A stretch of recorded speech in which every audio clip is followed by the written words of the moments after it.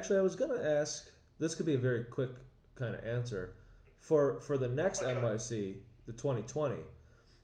Do you? Because obviously we have that South Africa. Do you think? I mean, you might not even know if we. Well, you kind of said that you're testing in other countries. Let's pretend that you happen to have, instead of just South Africa, let's say you just have one other country. Have you guys thought of like, are you going to do a similar booth? Because I actually liked the MYC booth. Like I was asking you saw the questions earlier, maybe like a Yeah. multicultural booth or something like that. Or you Well, haven't really thought probably about not. it? I mean, if we'd have given that a slightly South American flavour, the same thing works for South America and it works for Indonesia. It works all over the world anyway. That booth. It was just a booth that was based around where people go and buy their phones and top up their phones in countries that have that kind of retail outlet, and it's many countries. So Yeah, probably wouldn't change the booth. It cost us money to build, and I'm quite tight, so I wouldn't want to spend the money again. I'd like to use the same one. We have not booked 2020 yet. We've got so much on at the moment. Will we go out there? Yeah, we probably will go out there. But right now we have so much going on, and so many countries, and so many things that are now literally sitting there waiting for us to say, "Yep, we're ready for this stage, ready for that stage." That that's awesome. I don't even know if we need to go there to drum up more business. If I'm honest, it might be nice to go there to show off, but let's wait and see, Yeah, if we're ready to show off. Put my fingers crossed for that. that's really cool. Another quick question. This one's about the M1.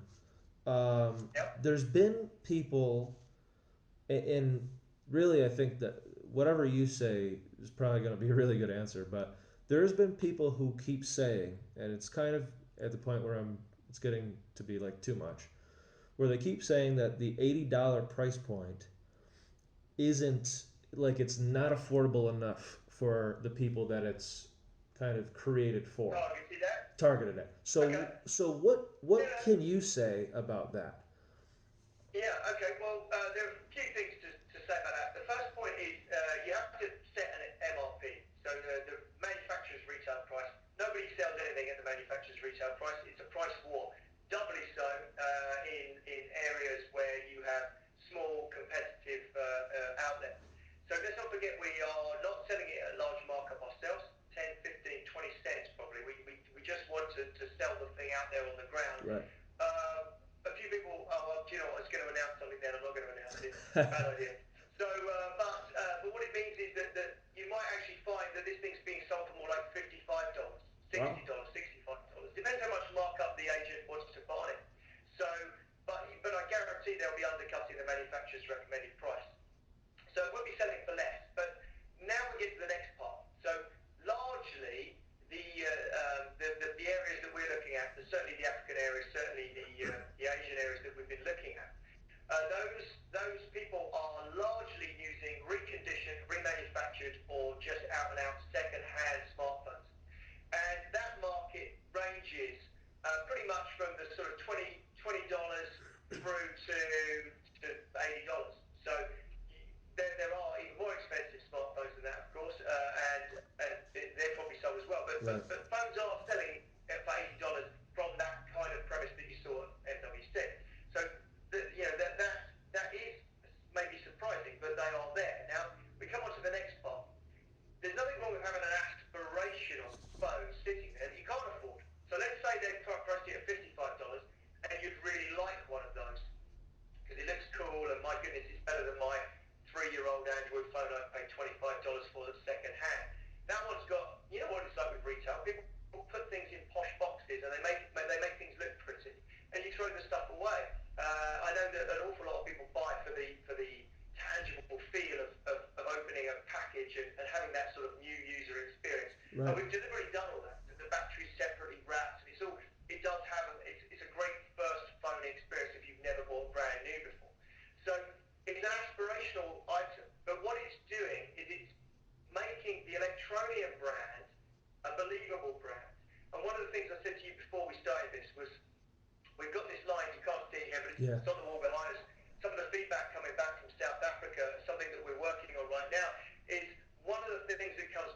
trying to onboard users. Too good to be true. That's what comes back, and we have to overcome that. And what we've said is we have to take them from too good to be true to so good we can't be ignored. And how do you make someone believe in something where we're saying we're giving you value, we're giving you something you can spend on air? Like, I don't believe it. Well, actually, you would believe it if you walked in and Apple were giving something away, you'd totally believe it. They've got a big, strong brand. So by creating a strong brand in that place, even if you can't afford it, the brand itself is being promoted. So even if it sits in stock and doesn't get sold, the very fact that it's there is promoting our brand and doing us good. So don't underestimate the power of that. Yeah. Sorry, Another good. I mean, you make really good points. I don't know how you do that. This will be the last question. 2 weeks ago on the Quorra show, we did an episode. Really, there wasn't that much to talk about, and I was kind of just curious where people's minds are at when they think about like Electroneum or what they want to see or anything like that.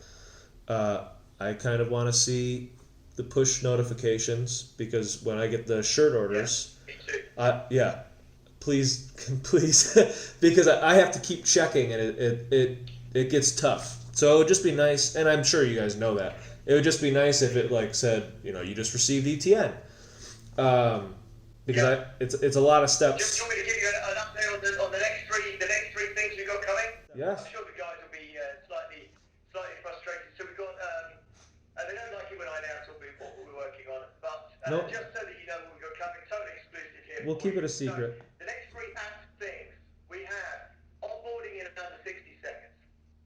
Anybody who's trying to sign up a friend to ETN, download the app. It's not the most streamlined onboarding process. We've had so much going on. I think we've perhaps become a little bit complacent. We're very technical people ourselves, and we are guilty of leaving the user onboarding process in a relatively ugly way.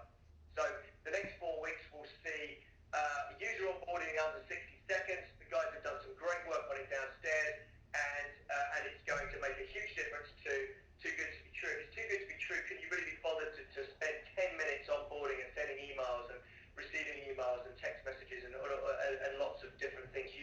It's a barrier to entry. So that's the number one. Number two is finally push notifications. So that's the biggest system you think it's going to be, because we can ask for the app permission very easily, and actually the push notifications on the app is the easy part. The back end part, what you've got to remember is lots of different languages, 20 plus languages for the app, so everything needs to be language based.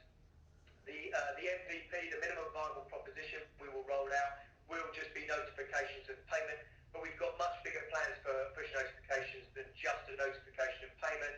There is telling you how much you grind in a day, and there's all sorts of other things coming as well. That's cool. You'll see this not within those first 4 weeks. 4 weeks is 60-second onboarding. Then these other projects will be coming fast behind, but yes, push notifications is right up there on the list within the top 3. And then another one that you're going to like is, again, we're on the ground now. Let's not forget, we're on the ground. We're learning what hurdles are there in the real world. No other blighter is, but we are there. Now, what have we learned? We've learned lots, but one of the things we've seen is when you're talking to a vendor and the vendor says, okay, so I largely get this now, so I want to ask for 8 rands worth of ETN. They now have to click on the value button, they have to go and calculate how many there is, they then have to store that ETN number in their head, they have to go back, then they have to scan the QR code and type in that number. It's really quite an ugly process, and it's only when you get on the ground and you go, oh, actually the real world fiat values are critically important to doing day-to-day transactions. So that's also being pulled through into the section where you request or send ETN, so that your local real world value, rand in this case where we're talking South Africa, but US dollars or euros or whatever it may be, would be represented, so you can easily see which way around. So those are the next 3 big things coming. That's great. That's really cool. I like that a lot. Man, I can't wait for those push notifications. So what people wanted to know, and I know, or I'm pretty sure that Mick asked the question in one of the interviews that he had with you, Mick from All About Tech. Hi, Mick. And the question was, and just so you know, so we did a poll, and 50% said that they want this. In the comment sections, the majority of the people said that they want this. I don't even know if you guys can do it. I don't know if you need an exchange license or how that goes, but is it possible to see buying ETN built right into the app? Oh, okay, yeah, we do get requests for that a lot. It's not a simple answer. I'll make that as simple as I can. The answer is we are working with a third party they're not part of us, but we're working with a third party who are an OTC desk, and they want to work with us with regards to buying and selling ETN. They're going to handle the exchange parts and whatever. I think they're looking at taking fiat payments directly as well via credit or debit card.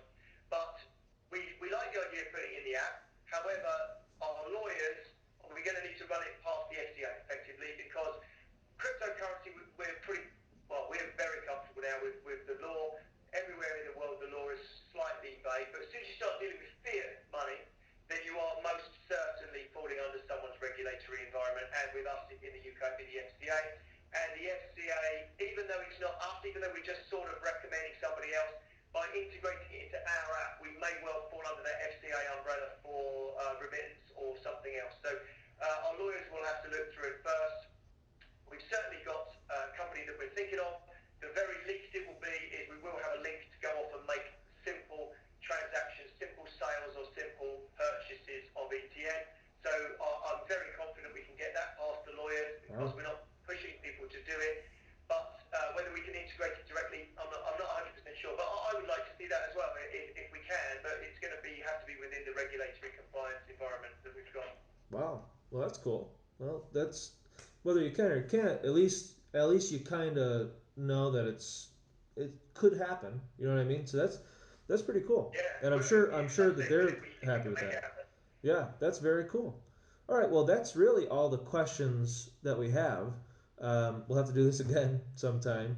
So yeah, there was a lot of updates that we just got from Mr. Ells. Yeah, I mean, there's just we've got a lot of people here, and they work 40-hour weeks. A lot of them work longer than that. The guys, you saw this whole board behind me, that was all done on the weekend. So Wow. we work crazy hours. We believe in this project from the bottom of our hearts. We genuinely believe in it, and it's a project that can change people's lives around the world. And it's lovely to be working in a project that is a commercial project, but it's something that's just people get so passionate about. And we spend, if you add up how many hours, there are literally thousands of hours a week of man hours, and they are spent entirely on making this a success. So my levels of confidence in making ETN a success are high. It wouldn't happen if it wasn't for the community and you guys get involved. And I'm always very grateful to the community. So I'd like to say thank you very much to everybody who is a supporter of ETN. I appreciate it, and sometimes it's nice in amongst all of the comments to see people battling out and saying, actually, no, what they're trying to do is a good thing. So thank you for everything you do. Yeah, it sounds good. All right, well, that was the Richard Ells interview. Oh, and there he is. He's probably late for a meeting. Why are you still in that? Yeah. You're doing that. You need to come down here for the next meeting. I'll see you guys. Sorry too. Let me just Yeah, go ahead. Sorry about that. I've got to run, but Yeah. have a cracking day, everybody. All the best. Yeah. All right, I'll see you guys next Monday.